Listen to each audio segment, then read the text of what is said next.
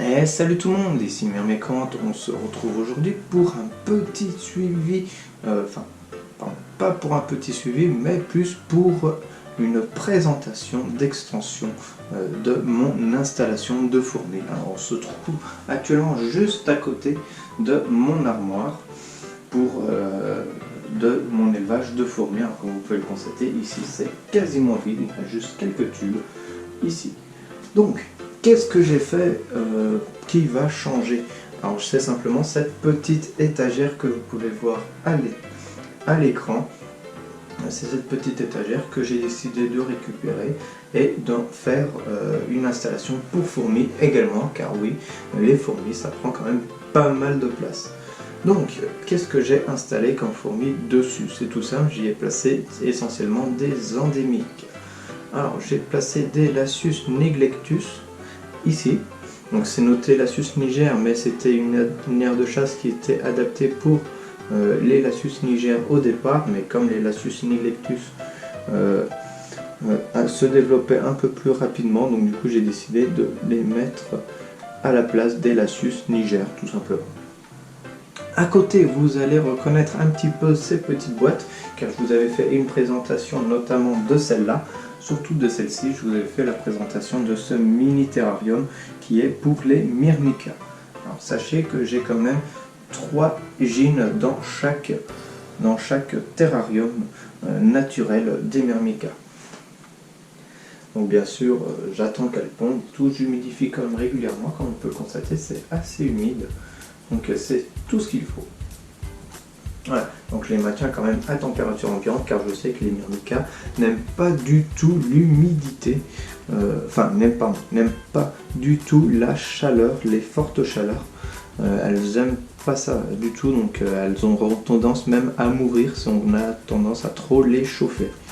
Donc là, un nouveau petit mini terrarium que j'ai fait. À la base, c'était relié à un tube compartimenté, tout bêtement, et c'était une aire de chasse. Voilà. Donc voilà, du coup j'ai simplement rajouté un petit peu de terre. Et alors pourquoi j'ai fait ça? C'est parce que j'avais remarqué que les fourmis étaient constamment dans l'aire de chasse naturelle et s'étaient enfuies quelque part par ici.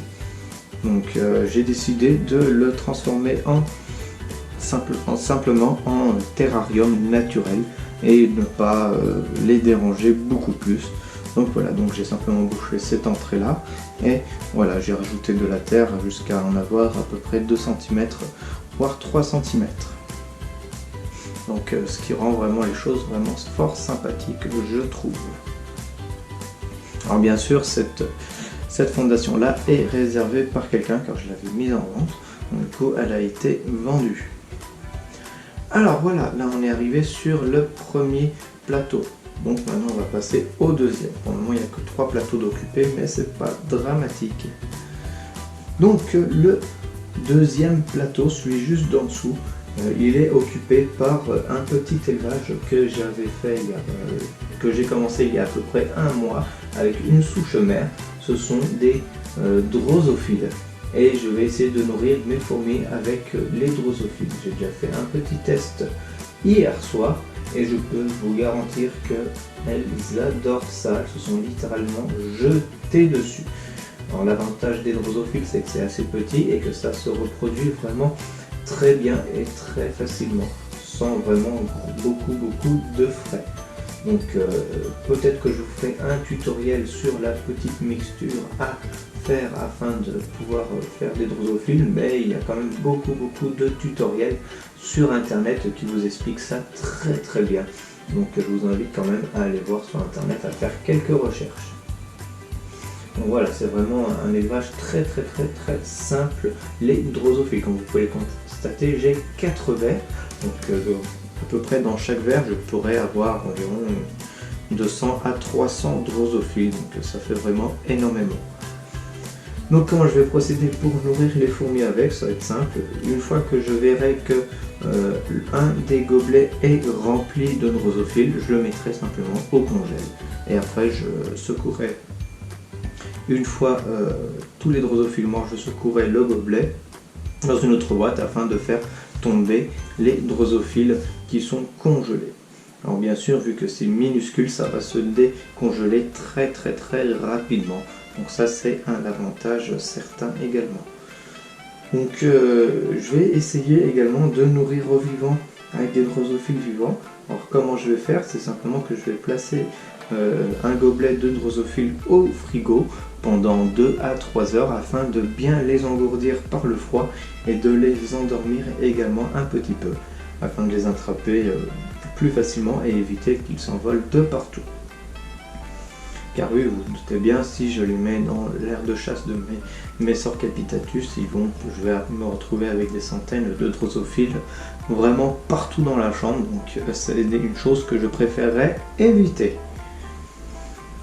Donc voilà pour cet étage, on va passer au 3e étage. C'est tout simple, ce sont mes Lasius niger. J'ai mis mes Lasius niger ici. Alors comme vous pouvez le constater, elles ont déménagé de gobelet. Vous pouvez le voir, elles sont plus ici.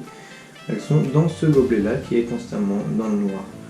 Donc bien sûr c'est un développement vraiment grandissant. Il n'y a vraiment aucun souci avec cette espèce là. C'est vraiment une espèce fort bien pour débuter et apprendre à manipuler des fourmis quand on n'y connaît vraiment rien. Donc voilà pour cette petite étagère, donc j'espère vraiment que ça va se maintenir comme ça et que ça va continuer à se développer aussi bien, que toutes mes fourmis vont se développer vraiment aussi bien que ça, comme dans l'armoire, comme quand elles étaient aussi dans l'armoire. Donc voilà. Donc j'ai opéré quand même quelques petits changements également dans l'armoire, comme vous pouvez le constater. Il y a un c'est un peu plus clair. Donc là, j'ai simplement retiré un nid de Happy Ant. C'est simplement parce que j'ai remarqué que les nids s'étaient fissurés, malheureusement, ici. Voilà. Là, on a une fissure, mais là, ça va encore. Elles ne peuvent pas sortir, mais dans ce nid-là, elles pouvaient sortir. Du coup, je m'étais retrouvé avec plusieurs centaines de fourmis dans l'armoire qui se baladaient. Et également, pour couronner le tout, je me suis retrouvé avec une fuite également de Phédon. Du coup, ça se faisait la guéguerre entre les deux. Tout simplement parce que ici, j'avais pas mis le tuyau de bon raccord, j'avais simplement mis un petit tuyau de 8 mm intérieur dans le tube et j'avais bouché tout ça à la pâte à fixe, un peu à l'arrache. Bien sûr, c'est vraiment des choses qu'il ne faut pas faire. Donc là, du coup, j'ai enfin trouvé un tube de bon diamètre et là, j'ai plus aucune fuite, sauf quelques dizaines d'individus qui se sont enfuis lorsque j'ai fait le changement de tube. Ça me fait penser qu'il faudra simplement que je les recapture afin de les mettre dans l'aire de chasse.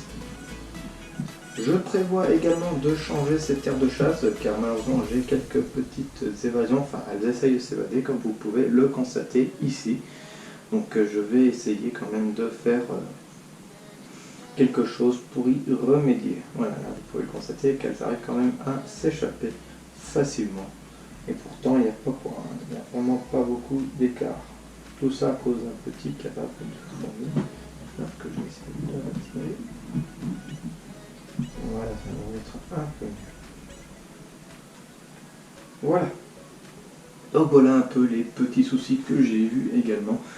Alors pendant un temps j'avais également un souci d'évasion de mes Camponotus parius car simplement l'huile de paraffine commençait à manquer. Voilà, et comme elle se multiplie de plus en plus, ça, je suis vraiment fier. Mais là je vous en parlerai dans une autre vidéo dédiée à son suivi. Également, vous remarquez qu'il n'y a plus l'espèce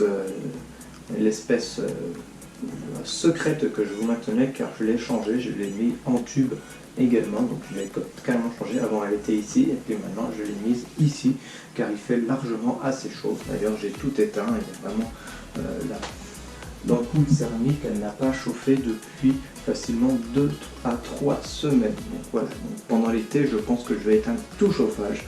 Ça fera quand même pas mal d'économies, d'énergie, ce sera vraiment pas mal. Donc voilà, alors j'espère que cette petite vidéo vous aura plu. J'ai plus qu'à vous dire à la prochaine pour une future vidéo. Ciao tout le monde!